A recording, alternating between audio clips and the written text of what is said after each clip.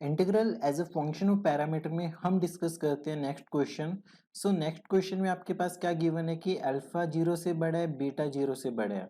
आपको प्रूफ करना है ये क्वेश्चन कि ये इंटीग्रल आपके पास इसके इक्वल होगा। वीडियो को पॉज कीजिए, इस क्वेश्चन को नोट डाउन कीजिए। सबसे पहले इसमें आपके पास ना अल्फा और बीटा दो पैरामीटर्स है। अल्फा और बीटा दो पैरामीटर्स है और with respect to theta integrate कर रहे हैं। यहाँ पे ये दोनों आर्बिट्रेरी कांस्टेंट्स हैं। तो हमने अल्फा को हमारा मेन पैरामीटर कंसीडर किया और अकॉर्डिंगली क्वेश्चन को सॉल्व करेंगे। सबसे पहले जो गिवन इक्वेशन थी उस गिवन इक्वेशन को इक्वेशन नंबर 1 नाम दे दिया। ठीक है, ये आपके पास इक्वेशन नंबर 1 आ गया एज इट इज। देन हमने अल्फा को पैरामीटर कंसीडर करते हुए लेबनिट्ज रूल अप्लाई किया है, तो डिफरेंशिएट किया अंडर द इंटीग्रल साइन। तो डिफरेंशिएट किया तो आपके पास ये बनेगा फाई डैश और ये बनेगा आपके पास कर्ल बाय कर्ल अल्फा। यहाँ पे इंपॉर्टेंट चीज ये होगी कि जैसे log एफ ऑफ थीटा आपके पास, तो इसका डेरिवेटिव क्या होगा? सबसे पहले 1 अपॉन एफ ऑफ थीटा और फिर जो भी आपके पास विद रिस्पेक्ट टू अल्फा होगा वो वाली टर्म। तो अल्फा के साथ ए के साथ कौन सा होगा आपके पास? cos square theta. ए का तो बनेगा 1, ये कांस्टेंट काम करेगा, इस पूरे का बनेगा 0 क्योंकि डेरिवेटिव किसके विद रिस्पेक्ट हो रहा है? ए के विद रिस्पेक्ट हो रहा है। देन इसके बाद आपने क्या किया कि न्यूमरेटर डिनोमिनेटर में डिवाइड कर दिया cos स्क्वायर थीटा से। तो आपके पास क्या बना? 1 upon alpha plus beta tangent square theta D theta. तो ये वाली टर्म बची आपके पास। देन हमने इसे लिखा tan थीटा को टी पुट किया। tan थीटा को क्या पुट कर दिया? टी पुट कर दिया इस इक्वेशन में। तो आपके पास देखते हैं क्वेश्चन क्या बनेगा। जैसे मान लेते हैं कि आपके पास था 1 upon alpha plus beta tan square theta D theta. तो सबसे पहले आपने tan थीटा को टी पुट किया। tan थीटा को टी पुट किया तो इसका मतलब क्या हो जाएगा? D theta equal to secant square theta D theta equal to D T. और इसका मतलब क्या हो जाएगा? D theta 1 upon secant square theta D T के इक्वल हो जाएगा। तो अब आपके पास फाइनली क्या आ गया? 1 upon alpha plus beta T into 1 upon secant square theta. तो सीकेंड स्क्वेयर थीटा को क्या लिखेंगे? 1 प्लस टेंजेंट स्क्वेयर थीटा। तो इसे लिखेंगे 1 plus T square D T. तो फाइनली आपके पास ये जो एक्सप्रेशन था, ये एक्सप्रेशन आपके पास बन गया इसकी हेल्प से। ठीक है, इसकी हेल्प से। अब हमने इसे रिजॉल्व करना है पार्शियल फ्रैक्शंस में। पार्शियल फ्रैक्शन में रिजॉल्व करके आपके पास ये बनेगा। पार्शियल फ्रैक्शन को रिजॉल्व करने का मतलब क्या होता है? जैसे आपके पास 1 upon alpha plus beta T square है, ठीक है, इंटू 1 प्लस टी स्क्वेयर है। तो सबसे पहले आपने टी स्क्वेयर को वाई पुट कर दिया, तो ये आपके पास क्या बनेगा? 1 upon alpha plus beta Y into 1 plus Y. तो आपने इसे फाइनली किसके को लिखा? A upon alpha plus beta Y into plus B upon 1 plus Y. Further आपने इसे सॉल्व किया। सॉल्व करने के बाद आपके पास क्या बनेगा? आपके पास ए और बी की वैल्यूज निकल गई। ए की वैल्यू आपके पास है beta upon beta minus alpha और बी की वैल्यू है 1 अपॉन अल्फा माइनस बीटा। तो ये पुट करने के बाद उसके बाद आपने इंटीग्रेट किया इसे, इस वाली टर्म को इंटीग्रेट किया और इसको इंटीग्रेट किया। तो दोनों tan स्क्वायर टी की फॉर्म में बन रहे हैं। जैसे अगर आप इसका इंटीग्रेशन देखोगे तो इसका integration simply tangent inverse T बनेगा और इसका इंटीग्रेशन कैसा फॉर्म में है कि 0 से infinity 1 upon square root A upon B का होल स्क्वायर, ठीक है, plus T square D T.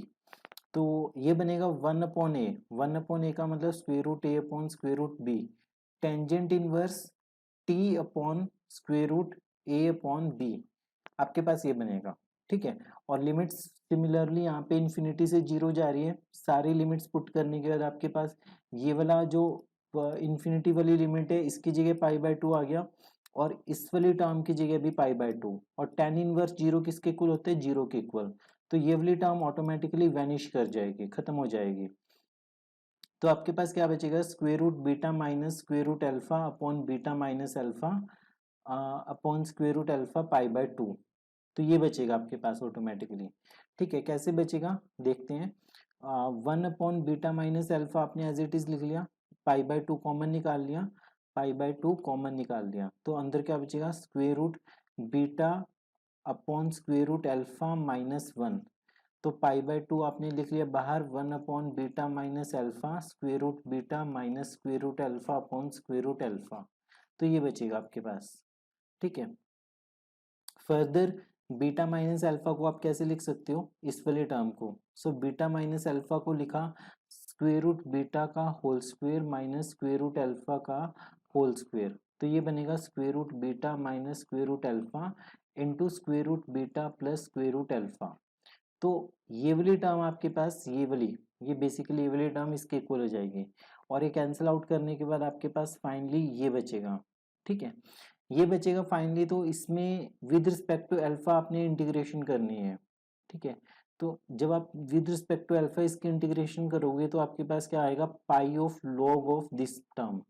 Log पाई तो ऑलरेडी था आपके पास। ठीक है, क्योंकि इसमें आप क्या करोगे, square root alpha plus square root beta को टी पुट करोगे और इसका डेरिवेटिव क्या आ जाएगा, ये कंप्लीट टर्म इसका डेरिवेटिव डी टी बनेगा। तो सॉल्व करके आपके पास इंटीग्रल कैसा दिखेगा, डी टी अपॉन टी।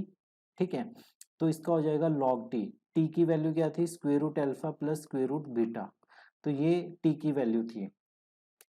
अब फाइनली आपने क्या करना है, सी की वैल्यू निकालनी है। सी की वैल्यू निकालने का तरीका क्या है कि अल्फा और बीटा को 1 पुट कर दिया 1 में, तो जब आपने अल्फा और बीटा को 1 पुट किया तो आपके पास इसकी वैल्यू क्या आ गई, cos square theta plus sine square theta, और लॉग 1 की वैल्यू 0 आ गई। तो इसका मतलब अल्फा बीटा 1 पे इक्वेशन नंबर 2 में सी की वैल्यू 0 आ रही है।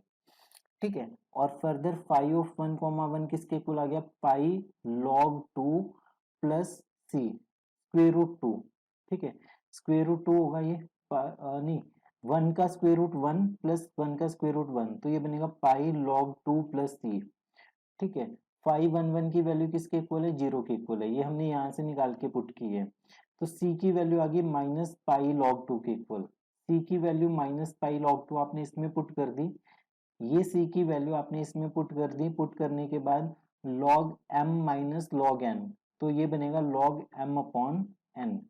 सी, ऐसे क्वेश्चंस में सिर्फ एक चीज जो आपके स्ट्रांग होनी चाहिए वो है इंटीग्रेशन। जब तक आपके इंटीग्रेशन और बेसिक्स कंसेप्ट अच्छे नहीं होंगे तब तक आप ऐसे क्वेश्चंस को टैकल करना आपके लिए बहुत मुश्किल होगा। सो पढ़ते रहिए, प्रैक्टिस करते रहिए, ऐसे क्वेश्चंस की सीखते रहिए। अगर आपको कुछ प्रॉब्लम है ऐसे क्वेश्चन में, इंटीग्रेशन में, बेसिक में, तो आप कमेंट कर सकते हो या मुझसे बात कर सकते हो। ठीक है, किसी पर्टिकुलर स्टेप में अगर आपको डाउट है तो आप मैसेज कर सकते हो।